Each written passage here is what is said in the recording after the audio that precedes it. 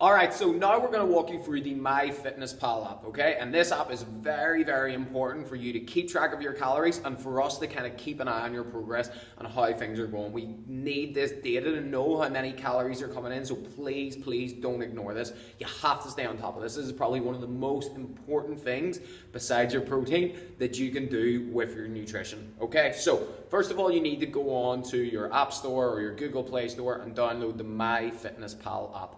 Okay, now once you get that downloaded, you're going to need to create an account. You obviously don't need me to walk you through that. Get your account set up. Okay, now, when you get your account set up, it's going to ask you to put in things like your height and your weight. You put that in, and then it's going to ask you to put in whatever your goal weight is. Okay, so you're going to put in 2 to 3 pounds per week. Okay, now what it's going to do though is it's going to work out its calories for you, and we don't want that. Okay, we want you to use our assessment to work out your calories rather than MyFitnessPal's. Now, above this video, we've given you the walkthrough of exactly how we want you to work your calories out.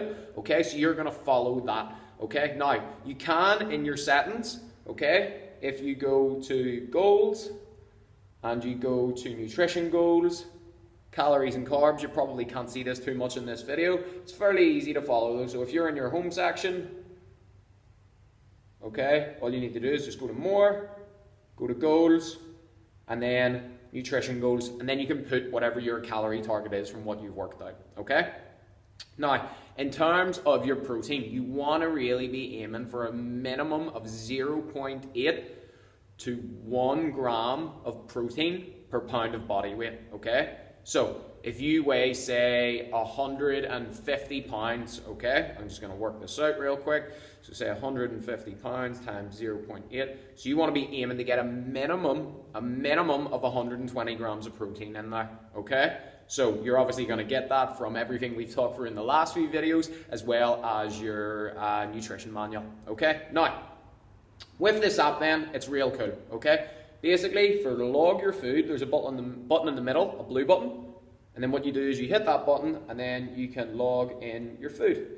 Okay, so from that you can log things like breakfast, lunches and dinners. Alright, and what's really cool about it is it saves everything that you eat, and most people tend to eat the same kind of stuff. So generally people have about 2 or 3 different breakfasts that they would vary from. Same for lunches and dinners, alright? And it all has it all saved here. Now there's a couple of important things for logging things. There is a barcode scanner, okay, in the enter your food section, so you can scan things like, so I've got my bottle of water here, so for talk's sake, if I want to scan that, it just says like sugar-free water, gives me my calorie breakdown of it. But if you're using things like packs of rice, packs of chicken breasts, things like that, it's a real quick and easy way of getting things in. So when you're logging stuff, you have your serving size, okay? So say we have like a kilo pack of chicken, okay, and there's 5 breasts of it. So say your serving size, then you want to change that to say 200 grams, okay? And 1 portion of that would be 1 chicken breast, okay? It's all just about estimations. Obviously not all the chicken breasts are going to weigh the same, but as long as we're estimating and we're on the right kind of frame of mind with it. Now for talk's sake, if you're buying things like chicken from the butchers or things like that, what you want to do is just get yourself a good set of kitchen scales, alright? You can get them in Tesco's, and then what you want to do is you want to weigh your food. Obviously take into consideration whatever the plate is that you're weighing it on, and then that gives you a rough idea of like what 200 calories of chicken looks like,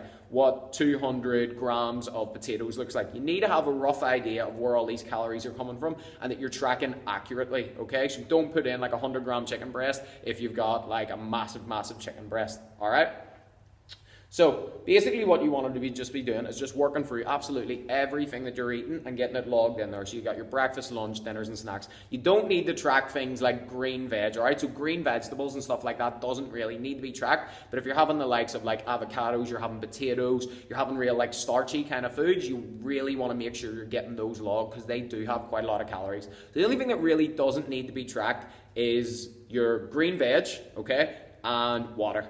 Anything else that crosses your lips needs to be logged into this app, okay? We need to see it all. And you also need to take into consideration if you're having things like butter on toast or if you're cooking things in oils, that needs to be logged because there's calories in all of those things. Now, if you are cooking things, what we recommend is to get the 1 cal spray, because literally 1 spray is 1 calorie, which is a lot better than maybe using like olive oil, which would have like 120 calories in it, okay?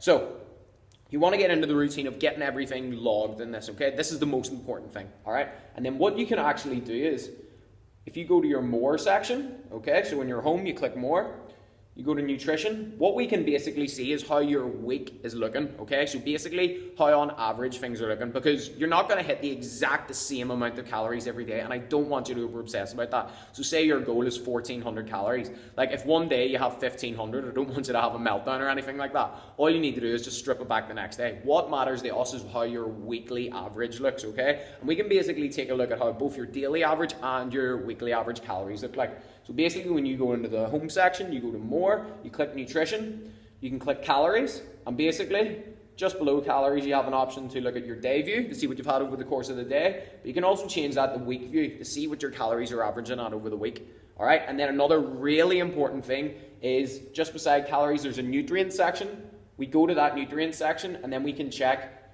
how your protein is sitting, okay, which is again is very, very important. So we can go again from day view the week view, which is something we want to be keeping an eye on in that Facebook group. So in that Facebook group, basically what we want to be doing is that after you get snap of all your meals up there, we want to see your day view of your calories and of your protein, okay? And at the end of the week, we're going to be checking out how your weekly total is looking as well. All right, so dead simple, easy app to use. All you need to do is just get your profile set up, okay? Get your calories worked out, which we've all explained in that video below, and get everything absolutely logged in this app, okay? Now, when you're logging things, make sure you're entering proper measurements. Like, don't go, like, there's some sections that would say, like, say, a cup of rice. That isn't accurate, all right? You need to make sure you're getting the grams in there.